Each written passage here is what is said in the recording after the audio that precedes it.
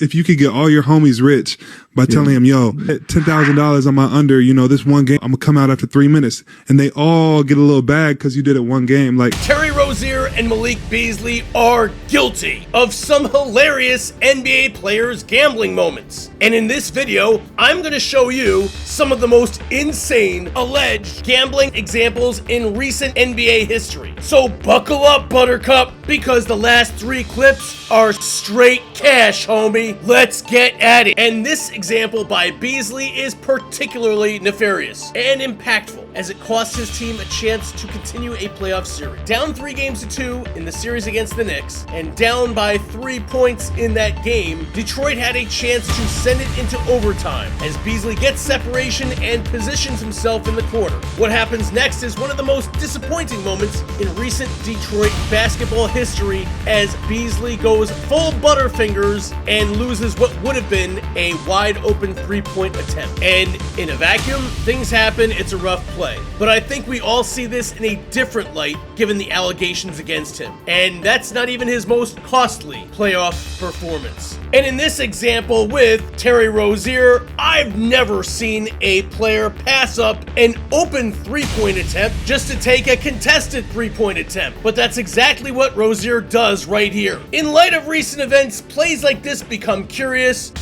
And then we have another very suspect play by the also recently accused Malik Beasley, who looks like he's faking playing defense. I mean, he's just making whatever he's doing obvious here. Even telegraphs to him which way he's gonna drive, and Bees just looks like what happens when your controller glitches in NBA 2K. And here's another really suspect play where Jaime Jaquez on the Heat passes to his teammate for an open 3. When that pass is stolen by Terry Rozier. Terry picks the ball out of the hands of his own teammate for no reason, and then jacks up an off-center 3-point attempt. And what some would have written off as Terry being Terry, we now look at it pretty differently in October of 2025. Like this video so far? Then like this video, hit that like button, and hit the hype button, por favor. Number 6. In 2018, when Rozier was with the Boston Celtics, they were at home facing the Cleveland Cavaliers in a pivotal Game 7. Rozier called for the whole city of Boston to show up, and then curiously enough, he didn't. Terry put up a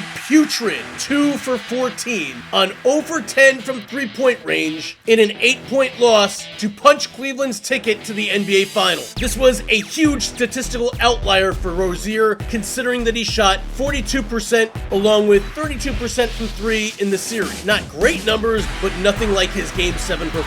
And now in 2025, kinda looks like he was just packing LeBron's bags and fluffing the King's neck pillow for his 8th consecutive finals trip. And if you're new here and you're liking the content, go ahead and subscribe to my channel. I've got a playlist of videos mostly about how LeBron is not GOAT. Go ahead and check them out when you're finished with this one. Number 5, we're gonna check out Moses Brown shoot one of the assiest, I just made that word up, free throw attempts that you will ever watch. And the next one is even more horrific. How does it hit the other side of the rim this time? I mean, how is anyone this bad at free throws?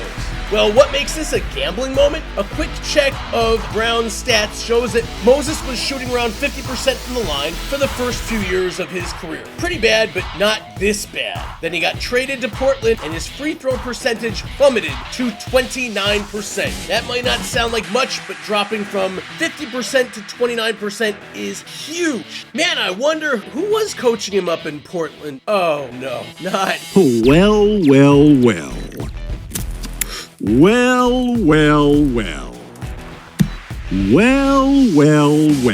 Well, what do you know? And if you'd like to see me do a video on Chauncey Billups' best gambling moments, let me know in the comments. And don't forget to visit the Red Blooded Sports store, check out my amazing merch, and thank you for helping support this channel. Number 4, we've got a highly motivated Terry Rozier hauling ass across the court and bullying his way into the paint for a seemingly meaningless late bucket in an already decided game. Alright, now this will be the game's final shot. 2 more for Terry. Terry's going to finish with 21 points. On 10 of 21 shooting, didn't get to the free throws. That is, until you find out that the player prop that night, Terry, was 19.5 points, and that garbage time hoop gave him 21 points on the night. And this guy's reaction says it all for Terry Rozier over Bettors that night. Terry Rozier, what a cash in garbage time. An absolutely not needed bucket. He lays it in over one defender. He finishes with 21 points. He had 8 points going into the fourth quarter. What a win. We're going to remember this one for a while. This gives us some insight into why Terry went hard in the paint in those closing seconds. Number 3.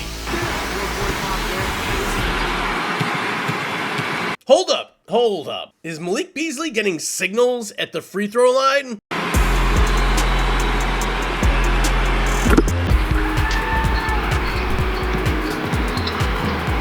Beasley's going to get it off. One last shot. How about Beasley? 21 points.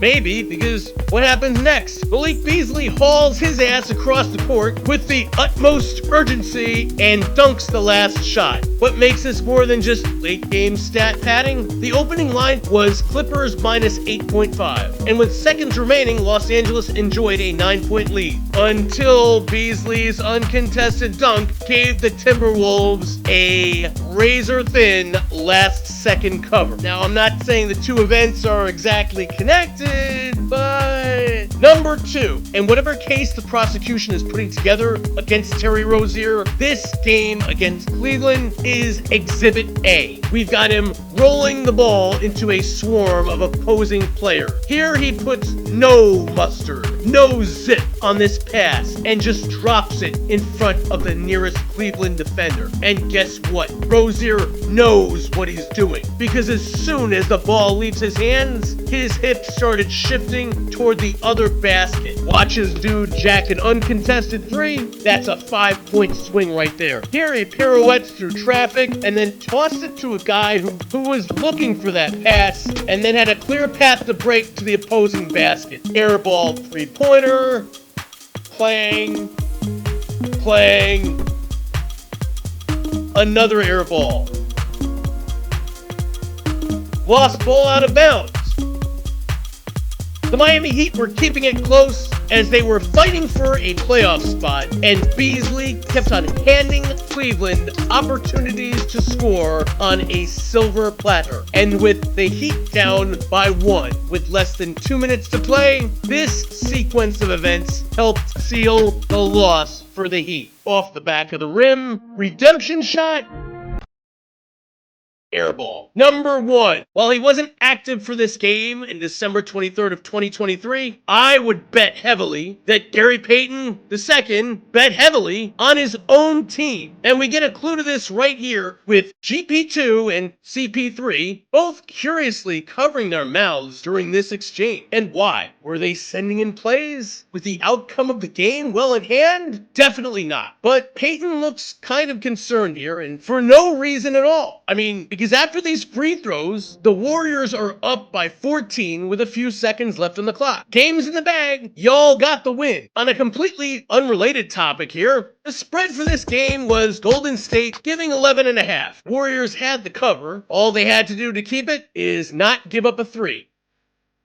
Which they gave up a 3. And this dude here knows he fucked up. Because here we close with Gary Payton II, who should be happy that his team won convincingly, staring up at the scoreboard like it was his house, slowly burning to the ground, or his girl unlocking his WhatsApp, or maybe he just found out that he owes somebody a lot of money. Which NBA player's gambling moment is the best moment? Let me know in the comments. Guys, I have a whole channel filled with NBA compilations, like this LeBron James flop compilation. Just click the box on the left-hand side of your screen, and I'll see you there.